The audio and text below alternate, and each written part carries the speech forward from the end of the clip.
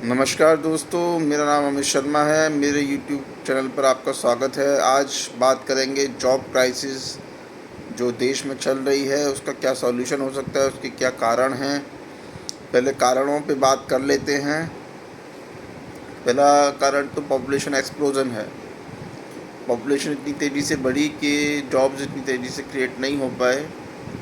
दूसरा कारण कि हमने आने वाली जॉब्स के लिए अपने यूथ को स्किल नहीं किया, यूथ को तैयार नहीं किया, और ना ही हम आज भी अपने यूथ को आने वाली जॉब्स के लिए तैयार कर रहे हैं।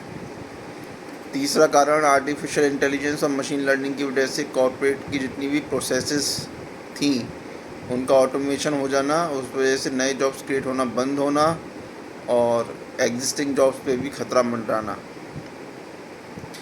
चौथा रीज़न है पुअर एजुकेशन सिस्टम और इंग्लिश लर्निंग पर ध्यान ना देना।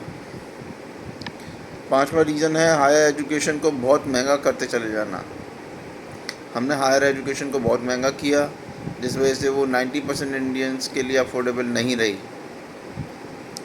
छठवां रीज़न है देश के बाहर विदेशी देशों में छोटे काम को लेके एक प्रेस्टीज इशू बनाना।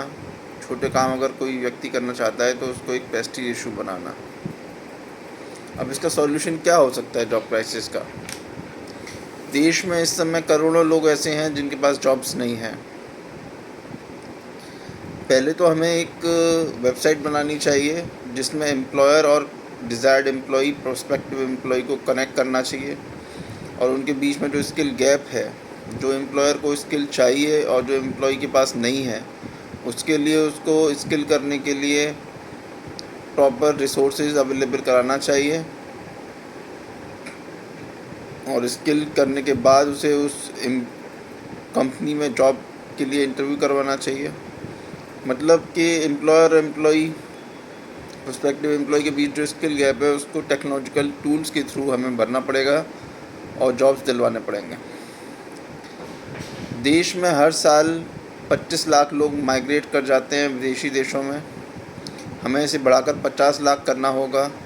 क्यों करना होगा? क्योंकि हमें विदेशों में केयर गिवर की जो जॉब्स हैं, हाउस कीपर्स की जो जॉब्स हैं, कॉबलर, कारपेंटर, लेबर की जो जॉब्स हैं, उसमें अपने यहाँ के युवाओं को भेजना पड़ेगा, वर्क वीज़ा दिलवाना पड़ेगा, और उनको गवर्नमेंट एक्सपेंडिचर पे ये सब करना पड़ेगा।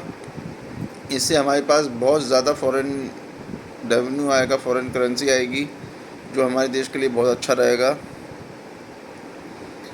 तीसरा, एजुकेशन सिस्टम को सुधारना और हायर एजुकेशन को बहुत ज़्यादा सब्सिडाइज़ करना ज़रूरी है।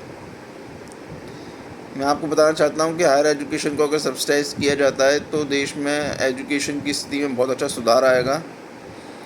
हम कुछ 100 करोड़ रुपए खर्च करके, गवर्नमेंट कुछ 100 करोड़ रुपए खर्च करके देश की हायर एजुकेशन को आईआईटी, आईआईएम्स में कोर्स की फ़ीस केवल 1 रुपया कर सकती है, बस कुछ 100 करोड़ रुपए खर्च करके। दोस्तों, सबसे आखिर में यही बात है कि ज्ञान प्राप्त करना कभी महंगा नहीं होना चाहिए। ज्ञान हमेशा ईज़िली और फ्री अवेलेबल होना चाहिए, और इसके लिए हमें जॉब क्राइसिस के ये सॉल्यूशंस जो हमने सोचे हैं वो मैंने आपको बताए। आपको कैसे लगे आप कमेंट करके बताइए, अपनी राय व्यक्त कीजिए, और इस वीडियो को ज़्यादा से ज़्यादा शेयर कीजिए और मेरे चैनल को सब्सक्राइब कीजिए।